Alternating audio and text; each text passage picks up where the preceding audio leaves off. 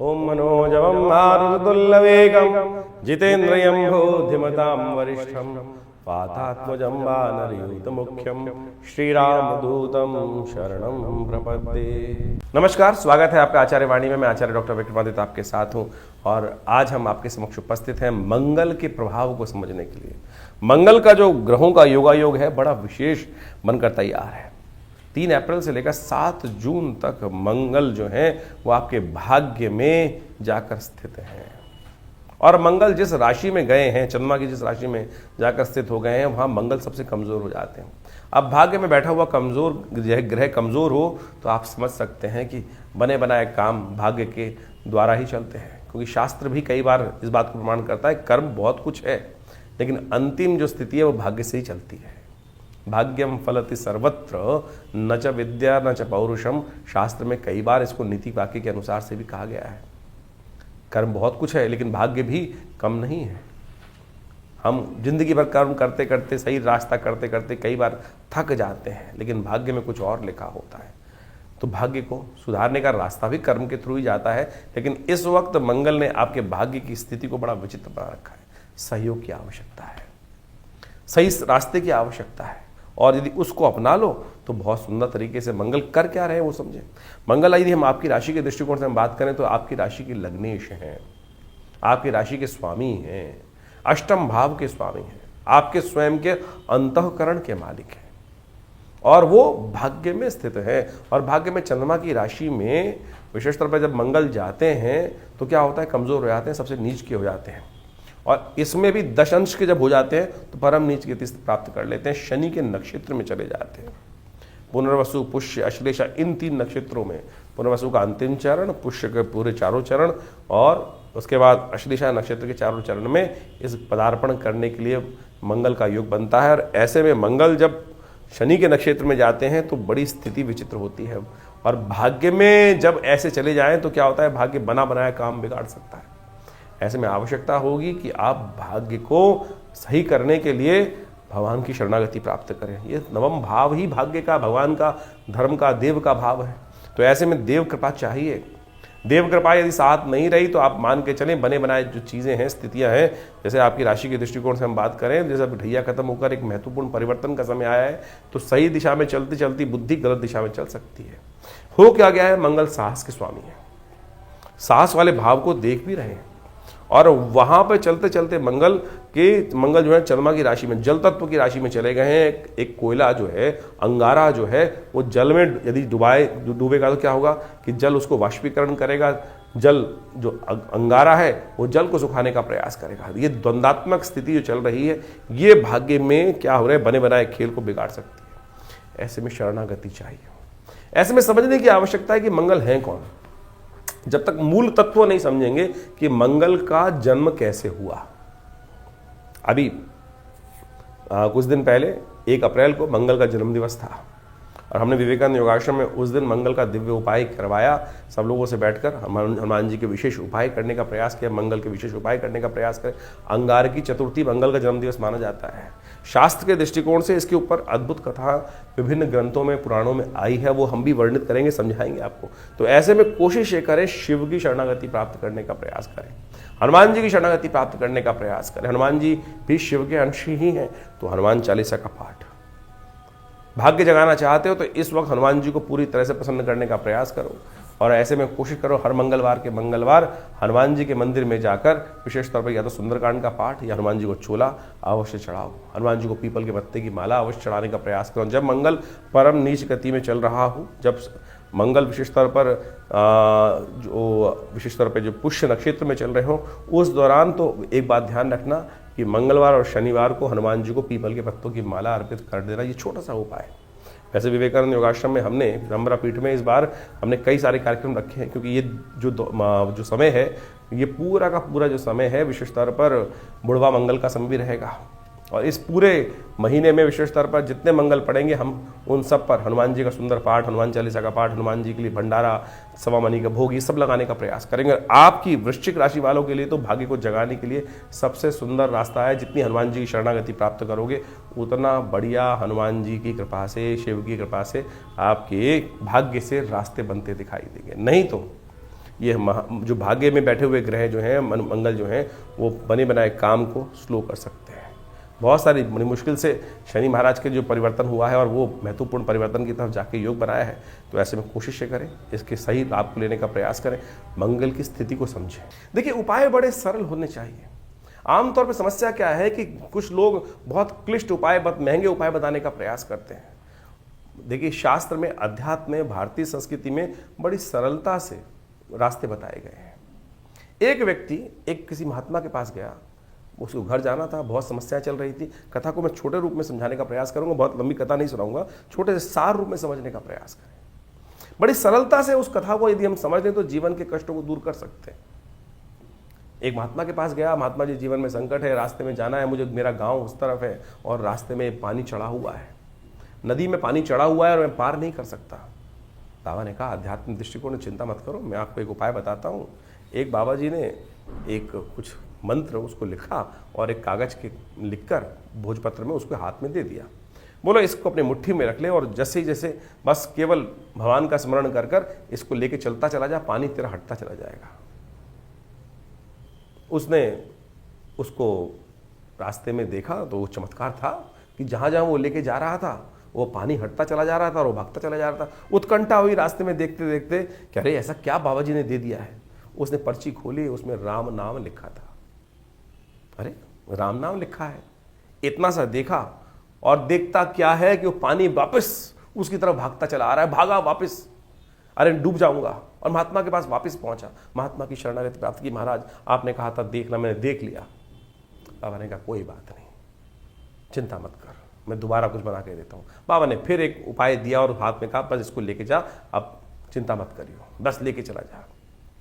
और उसके बाद वो फिर वही गया पूरा पार करते हुए। अब तो उसको एक बार एक्सपीरियंस कर चुका था।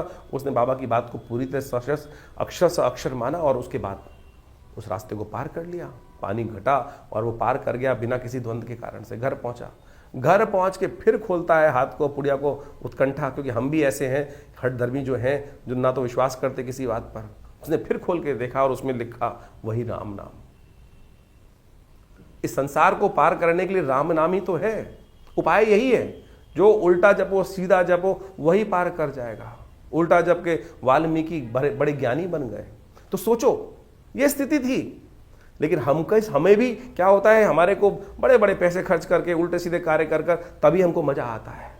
अरे सीधी तरीके से हमने आपके इन ग्रहों को बदलने के लिए सीधा साधा रास्ता बता रहे हैं ना, आप सीधी तरह से उसमें विश्वास करके चलने का प्रयास तो करो। ये सीधे साधे उपाय ही, बिना किसी कारण, बिना किसी खर्चे के उपाय। हमको हमारे गुरुदेव सिखाते थे कि भाई ऐसा उपाय मत बताओ कि जिसमें हजारों रुपए खर्च होते, क्या होगा उस उपाय को खर्च करके। सीधे तरीके से आप इन सरल उपायों को जो हम इस चैनल के माध्यम से आपके समक्ष रखते हैं, आपकी राशि के दृष्टिकोण से हम बताते हैं, वही करने का प्रयास कीजिए ना, तो आपके जीवन के कष्ट दूर होंगे।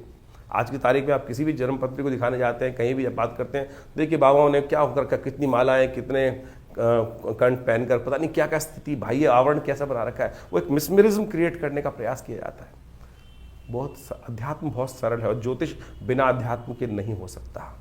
अध्यात्म के दृष्टिकोण से समझने का प्रयास करें तो आपकी राशि में जो ग्रहों का योग है, मंगल क्या खेल करने वाले, मंगल है कौन, इसके विश्वास जगाने के लिए हम पूरा एक रास्ता आपको बताने का प्रयास कर रहे हैं। समझेंगे तो हमारा विश्वास है आपके कष्टों को दूर करने का रास्ता आप अवश्य बना पाओगे। अब सवाल ये उठता है कि मंगल है कौन।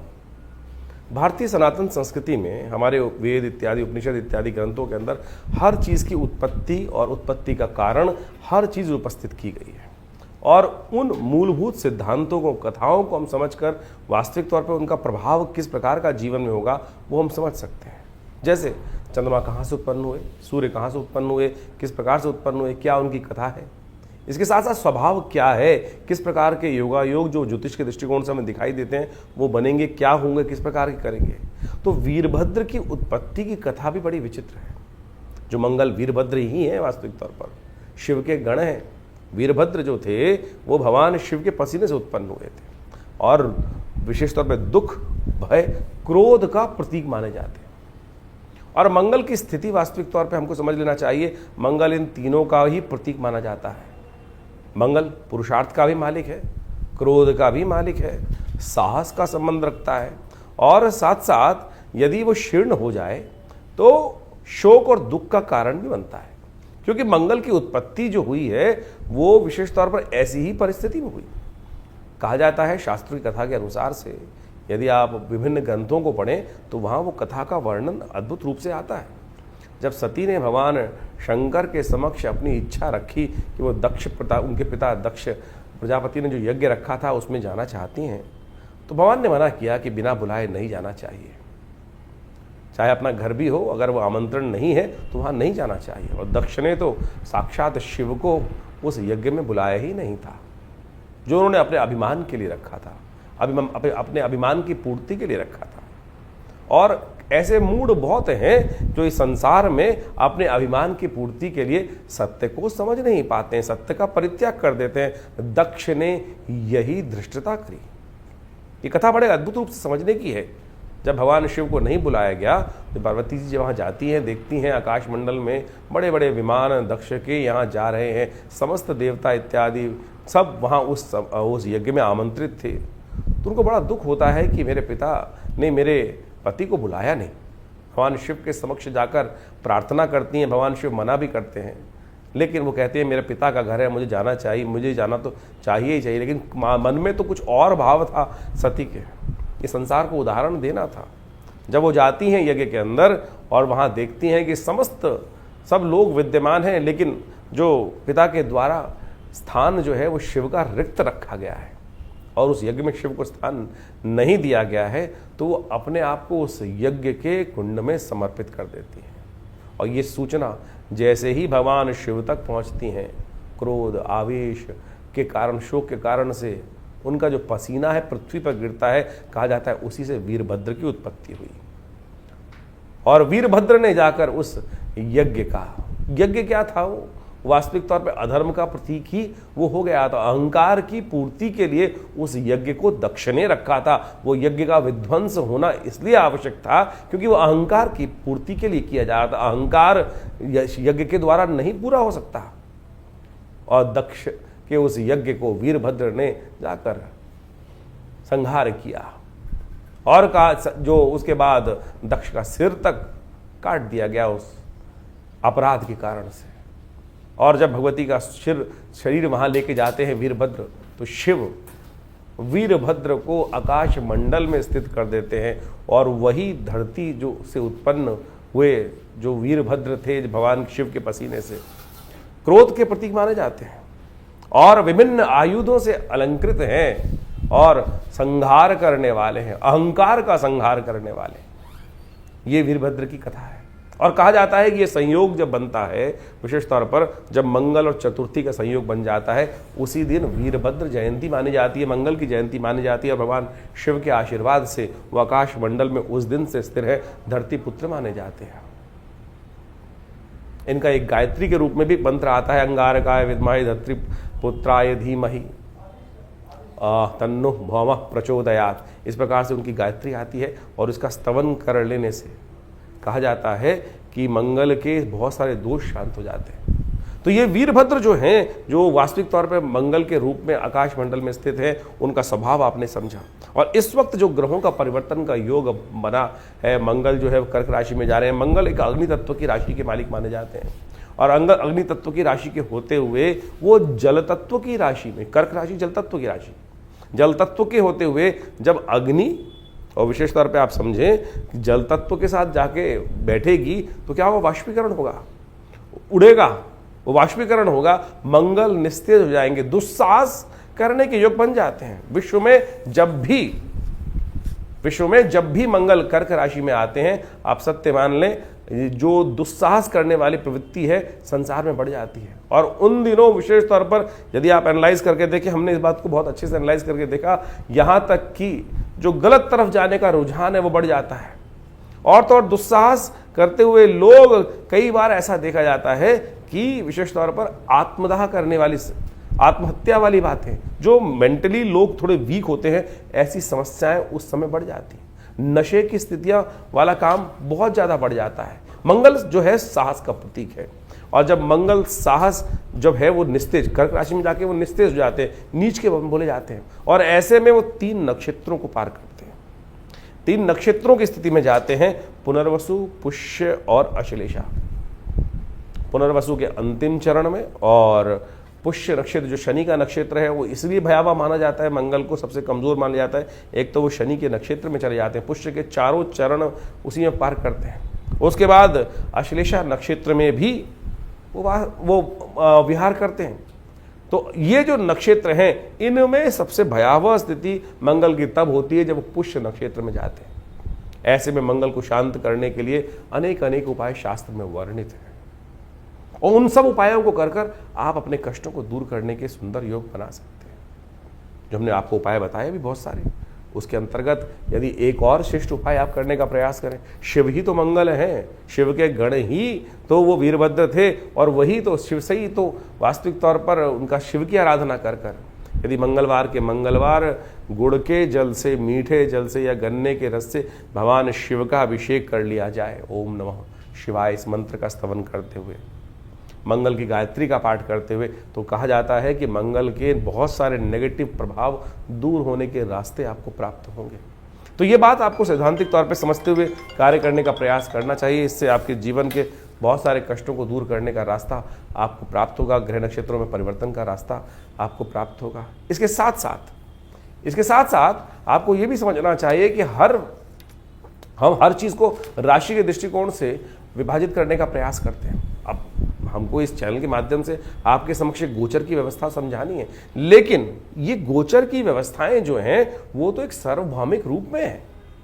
आप ये समझें कि जिन दिनों ये मंगल जिस प्रकार की स्थिति में रहते हैं, इस बार तो वैसे ही जो वर्ष चल रहा है संवत 2082 आरंभ हुआ है, सूर्य का वर्ष है, ऐसे में मंगल का स्थिति में इस प्रकार से आना जो करीब करीब 3 अप्रैल से लेकर 7 जून तक ये स्थिति मंगल की रहेगी, और इसमें विभिन्न नक्षत्रों में मंगल का प्रवेश होगा। जैसे हमने आपको बताया, इन सब में अलग अलग प्रभाव मंगल, हम समय समय पर उस बारे में आपको अवगत कराते रहेंगे। लेकिन अग्निकांड, दुस्साहसपूर्ण कार्य, विश्व में को अशांत करने के लिए जो नेगेटिव सोच वाले लोग हैं वो दुस्साहस करने का कार्य कर सकते हैं। आतंकवादी घटनाएं, आमतौर पर जब भी मंगल इस प्रकार की स्थिति में आता है, कर्क राशि में आता है, तो दुस्साहसपूर्ण कार्य सामने आ गए। देखिए, मंगल प्रतीक है साहस का, साहस आएगा तो मंगल को सेनापति कहा जाता है ज्योतिष के दृष्टिकोण से। जब मंगल सेनापति पूर्ण ताकत में होगा तो सामने आकर व्यक्ति लड़ेगा, सामने आकर वो साहस करने का प्रयास करेगा।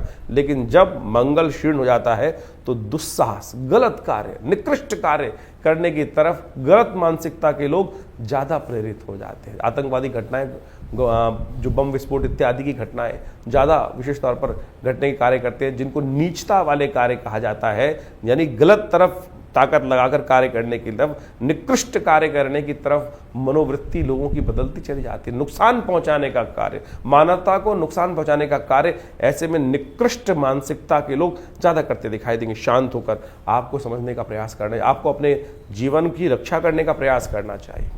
ज्योतिष में ग्रह योग की गणनाएं जो है वो विशेष तौर पर बड़े वृहद रूप से बताई जाती हैं, और इस वक्त विभिन्न राशियों के अनुसार से अलग अलग प्रभाव तो समझ लेना चाहिए। तो हम हर राशि के अनुसार से आपको आपकी राशि के अनुसार से ये बात तो बता ही रहे हैं, लेकिन फिर भी आपकी ग्रह गणना तो अलग होगी, ये बात भी आपको समझ में आती है। राशि के दृष्टिकोण से गोचर का प्रभाव तो समझ में आ जाएगा, लेकिन मूलभूत कुंडली के अंदर जो ग्रहों का योगायोग बना है वो कितनी ताकत में है। हाँ, अगर आपकी कुंडली में वैसे ही कहीं ना कहीं नीच के बैठे हुए हैं मंगल और गलत अवस्था में, अस्त अवस्था में है, तो ये आपके लिए समय भयावह हो सकता है।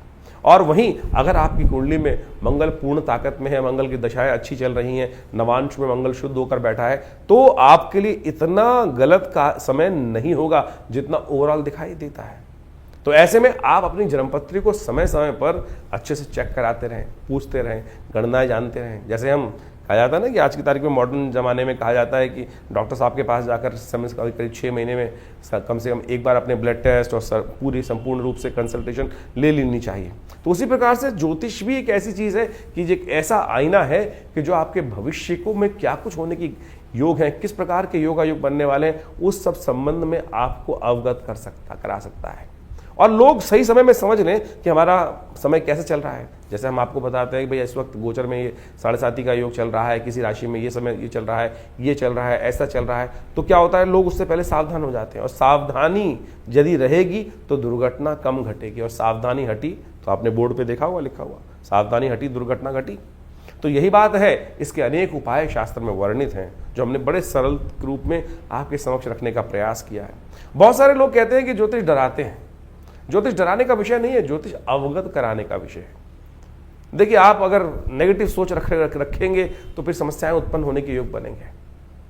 आप कोई बीमारी है तो अब ऐसे तो एक समझें कि जैसे मान के चले हर कोने पर कहीं ना कहीं किसी ना किसी बीमारी के वायरस फैले हुए हैं। कई लोग बहुत डरते हैं। आप मान के चलें कि भैया नहीं वहाँ तो हाइजीन नहीं होगा, ये नहीं होगा, वो नहीं होगा।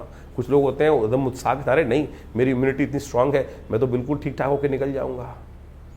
और ऐसे में जब मंगल नीच के हो जाते हैं तो जो डरने वाले व्यक्ति होते हैं और ज़्यादा भयावह स्थिति में हो जाते हैं। इमोशनल वीक व्यक्ति जो हैं, जो साइकोलॉजिकल तौर पे कमज़ोर व्यक्ति हैं, उनकी स्थिति आप स्वयं एनालाइज कर सकते हैं। जिनकी कुंडली में चंद्रमा बहुत नीच के होकर बैठे हुए हैं, कुंडली के अंदर चंद्रमा जो नीच के होकर बैठे हैं या शीर्णस्थ अवस्था में या मंगल शीर्णस्थ अवस्था में, उनकी मनोदिशा आपको देखने को मिल सकती है कि किस प्रकार से वो और ज़्यादा नेगेटिव हो सकती है। कोरोना काल आया, बहुत सारे लोगों ने बाहर निकल कर कार्य किया और बहुत सारे लोग जो डर के बैठे रहे, बहुत सारे लोग को इन्फेक्शन हुआ भी, लेकिन अपनी यदि उनकी इम्यूनिटी अच्छी थी तो बच के आ भी गए, और जिनकी इम्यूनिटी वीक थी वो बेचारे क्षय को प्राप्त हो गए। तो ऐसे ही समझें कि ज्योतिष की मूल जन्मपत्री जो है आपका जो मूल कैरेक्टर है, वो उस जन्मपत्री से निष्कार्ष जो समझ में आता है कि क्या कुछ प्रकार का योग बने हुए हैं और ये व्यक्ति क्या कुछ कर सकता है, कैसे समय में इसको किस प्रकार का कार्य करने का मौका मिलेगा और कैसे उन समस्याओं को ठीक करने का योग बना पाएगा। तो हम इस विषय में आपके समक्ष जो समय समय पर गोचर का प्रभाव समझाते हैं, तो बहुत सारे लोग कमेंट में लिख के भेज देते हैं, नहीं डरा। अरे डराने का विषय ही नहीं है ज्योतिष। अगर कोई डॉक्टर आपको कहे भैया कि थोड़ा सा हाथ धो के खाना खा लिया करो, तो वो डरा रहा है आपको? कौन डरा रहा है आपको? आप हाइजीन मेंटेन करने की बात करनी। शास्त्र के अंदर अगर कहा है कि पवित्र स्थिति में खाना खाओ, खाना धो के खाओ, हाथ धो के खाना खाना चाहिए, साफ सुथरी जगह बैठ के जो भी कार्य करना चाहिए, तो ये डराना नहीं है भाई। उसमें कहे जी इन्फेक्शन हो जाएगा, और लोग तथाकथित तौर पर कैसे ले लेते हैं इस स्थिति को, तो आप समझें कि जिनकी मानसिकता जो हमको, एक बात समझे, पुरानी कहावत है, जाकी रही भावना जैसी। अगर कोई ऐसे ग्रहों के प्रभाव को समझकर भावना डर रहा है तो उसकी भावना ही डरपोक है। आप उसकी भावना ही डरपोक है। अगर कोई व्यक्ति आपको अच्छी बात समझाने का प्रयास कर रहा है कि भाई ये स्थिति है, इसको ठीक से समझा लो, आपके माता पिता बुजुर्ग जो आपसे अच्छी भावना रखते हैं वो हमेशा आपके लिए जो है, जिनका आपके बारे में दिल थोड़ा दुखता रहता है, अरे सावधान रखना चाहिए, बच्चे को दर्द ना हो जाए, चोट ना लग जाए, तो मन में ये भाव रहता है, प्रेम के साथ ऐसा भाव होता है। और उसको जब हम थोड़े से हमारे बुजुर्गों से हम बहस कर लेते हैं, नहीं आप तो फालतू में डरते रहते हो, और डरते नहीं, वो प्रेम है, वो प्रेम है, स्नेह है। वो वास्तविक तौर पर ये बात हमको समझनी चाहिए, बाद में समझ में आती हैं बातें। इसलिए कोशिश ये करें, जो ज्योतिष के विषय हमने आपके समक्ष रखे हैं वो वास्तविक तौर पर वैज्ञानिक तथ्यों पर आधारित है। इन कथाओं को हम इसीलिए यहाँ डालते हैं, समझाने का प्रयास करते हैं कि ज्योतिष कपोल कल्पित गणनाओं पे नहीं चलती, प्रत्यक्ष प्रभाव से। नासा जैसे ऑर्गेनाइजेशंस, विश्व के आज बहुत रेप्यूटेड जो ऑर्गेनाइजेशंस हैं, वो भी हमारी गणनाओं को समझते हैं और हमारी गणनाओं के अनुसार से सोचे कितना सुंदर संस्कृति रही होगी। लेकिन कुछ है मूड जो आपके साथ उपहास करते होंगे, अपनी संस्कृति का उपहास करने का प्रयास करते हैं।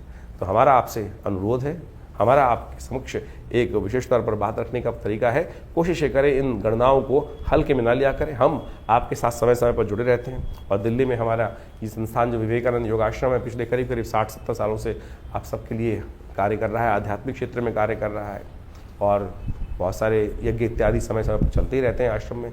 आप सब उस यज्ञ इत्यादि में सम्मिलित हो सकते हैं। अभी हमने इस ये ग्रहों के परिवर्तन से पहले मंगल की अंगारक चतुर्थी पड़ी, और उस दिन बड़े 1 अप्रैल को बड़ा सुंदर दुर्गा सप्तशती का यज्ञ चल ही रहा था। उसमें भी सब लोगों को ने आके भाग लिया, अपने नाम से यज्ञ कराए, उसके साथ साथ और उस दिन सुंदरकांड का पाठ भी किया।